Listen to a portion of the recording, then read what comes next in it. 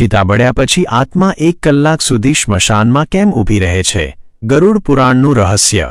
જય શ્રી કૃષ્ણ મિત્રો, જ્યારે કોઈ માણસનું મૃત્યુ થાય છે ત્યારે તેના ઘરના બહાર ભીડ લાગી જાય છે, સંબંધીઓ ભેગા થાય છે, રડવું ધોવું મચી જાય છે અને પછી એક અંતિમ યાત્રા નીકળે છે।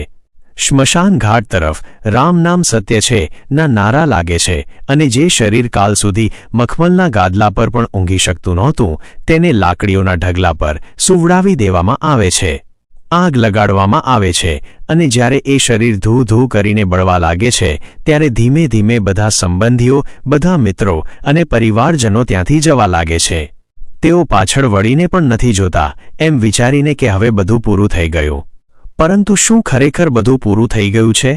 અહીંથી શરૂ થાય છે એ ભયાનક અને રોંગટા ઊભા કરી દે એવું સત્ય જેના વિશે ગરુડ પુરાણના પ્રેતખંડમાં વિગતે લખ્યું છે। જ્યારે સ્મશાનમાં છેલ્લો માણસ પણ ચાલ્યો જાય છે, જ્યારે ચિતાની આગ ધીમે ધીમે બુઝવા લાગે છે અને ફક્ત ગરમ રાખ અને સન્નાટો બાકી રહે છે, ત્યારે ત્યાં એક વ્યક્તિ ઊભી રહી જાય છે। એ કોઈ માણસ હોતો નથી, એ જ મૃતકની આત્મા હોય છે જે પોતાની જ રાખ પાસે ઊભી રહીને એ દૃશ્ય જોઈ રહી હોય છે। જરા વિચારો, એ આત્મા જે થોડા કલાકો પહેલા સુધી એ જ શરીરમાં હતી, જે એ શરીરને પોતાનું માનતી હતી, આજે એ જ શરીરને રાખના ઢગલામાં બદલાતું જોઈ રહી છે। તેને વિશ્વાસ નથી થતો કે જે શરીરને તેણે આખી જિંદગી સજાવ્યું, ખવડાવ્યું, પીવડાવ્યું અને સુરક્ષિત રાખ્યું, જે ચહેરાને અરીસામાં જોઈને તેને ગર્વ થતો હતો, એ આજે એક મુઠ્ઠી રાખ બની ગયું છે।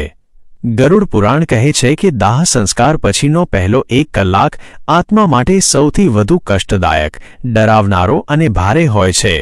આ એ સમય હોય છે જ્યારે આત્માને પહેલીવાર આ અહેસાસ થાય છે કે હવે તે આ ભૌતિક દુનિયાનો ભાગ રહી નથી। આ 1 કલાકમાં સ્મશાનની એ ભયાનક ખામોશીમાં આત્મા સાથે શું શું બને છે, તેને શું દેખાય છે અને તે ત્યાંથી તરત યમલોક કેમ નથી જતી? આજે આપણે આ ઊંડા રહસ્ય પરથી પડદો ઉઠાવશું। આ વિડિયો નબળા દિલવાળાઓ માટે નથી, કારણ કે તેમાં મૃત્યુ પછીનું એ નંગું સત્ય છે જેને સાંભળવા કળેજું જોઈએ।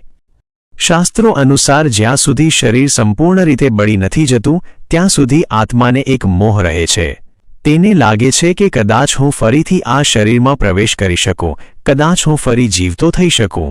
તે વારંવાર બળતા શરીર પાસે જાય છે, તેની આસપાસ ચક્કર લગાવે છે, પરંતુ આગની તપશ અને યમદૂતનો અદૃશ્ય પાશ તેને એ શરીરમાં ઘૂસવા દેતો નથી। તે જુએ છે કે કેવી રીતે તેની ત્વચા બળી રહી છે, કેવી રીતે તેની હાડકાં ચટકી રહ્યા છે। આ દૃશ્ય તેના માટે પ્રલયથી ઓછું નથી। અને પછી આવે છે એ પીડાદાયક ક્ષણ જેને કપાલ ક્રિયા કહે છે, જ્યારે પુત્ર અથવા પરિવારનો કોઈ સભ્ય બાંસના દંડાથી બળતા શવના માથા પર પ્રહાર કરે છે અને માથું ફોડી દે છે। આ દૃશ્ય જેટલું ભયાનક છે, આત્મા માટે એથી અનેક ગણું વધુ પીડાદાયક છે। ગરુડ પુરાણ કહે છે કે જેમ જ કપાલ ફૂટે છે, એક જોરદાર ધડાકો થાય છે જે ફક્ત આત્માને જ સંભળાય છે।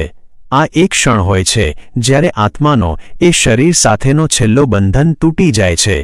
તેને સમજાઈ જાય છે કે હવે પાછા ફરવાનો કોઈ રસ્તો નથી, આ દરવાજો હંમેશા માટે બંધ થઈ ગયો છે। ત્યારબાદ પરિવારજનો પાછા ફરવા લાગે છે અને શાસ્ત્રોમાં કહેવાયું છે કે પાછા ફરતા પાછળ વળીને જોવું નહીં જોઈએ, કારણ કે આત્મા ગભરાઈ જાય છે, તે ચીસો પાડે છે, પોતાના લોકોને રોકવાનો પ્રયત્ન કરે છે, પરંતુ કોઈ તેને જોઈ કે સાંભળી શકતું નથી। તેનો હાથ બધાના શરીરમાંથી આરપાર નીકળી જાય છે, ત્યારે તેને સમજાય છે કે દુનિયાનો કોઈ સંબંધ અંત સુધી સાથ આપતો નથી। ત્યારબાદ આત્મા 1 કલાક સુધી સ્મશાનમાં અટકે છે। આ સમય દરમિયાન તેને ભટકતી આત્માઓ દેખાય છે, ડરાવનારા અવાજો સંભળાય છે, પોતાના કર્મોની ફિલ્મ આંખો સામે ફરી વળે છે। જે આપણા માટે 1 કલાક છે, એ આત્મા માટે અનેક દિવસો જેટલો લાગે છે। ત્યારબાદ તે પોતાના ઘરના પાછળ જાય છે। ઘરમાં લોકો તેના ફોટા પર માળા ચઢાવતા હોય છે, કોઈ રડે છે તો કોઈ મિલકતની ચર્ચા કરે છે। આત્મા પાણી માગે છે પરંતુ પી શકતી નથી, ખોરાક જુએ છે પરંતુ ખાઈ શકતી નથી। તે પોતાની જ ખુરશી પર બેસી શકતી નથી, પોતાના બાળકોને સ્પર્શી શકતી નથી। આ બેબસી તેને અંદરથી તોડી નાખે છે। ત્યારબાદ યમદૂત સ્પષ્ટ દેખાવા લાગે છે। પાપી આત્મા માટે તેઓ ભયાનક હોય છે અને પુણ્ય આત્મા માટે સૌમ્ય। આખરે આત્માને સમજાય છે કે જીવનમાં ફક્ત કર્મો જ સાથ આપે છે. પૈસા, મકાન, ગાડી, પ્રતિષ્ઠા બધું અહીં જ રહી જાય છે. ગરુડ પુરાણ કહે છે કે આ જ્ઞાન આપણને ડરાવવા માટે નથી, પરંતુ જગાડવા માટે છે. જ્યાં સુધી શરીરમાં પ્રાણ છે ત્યાં સુધી શુભ કર્મ કરો, દાન કરો, સેવા કરો અને ભગવાનનું નામ લો. કારણ કે અંતે શ્મશાનમાં ફક્ત આપણા કર્મો જ આપણા સાથે ઊભા રહે છે. જો તમને આ વિડિયો ગમી હોય તો લાઇક અને સબસ્ક્રાઇબ કરો અને કમેન્ટમાં જય શ્રી કૃષ્ણ જરૂર લખજો.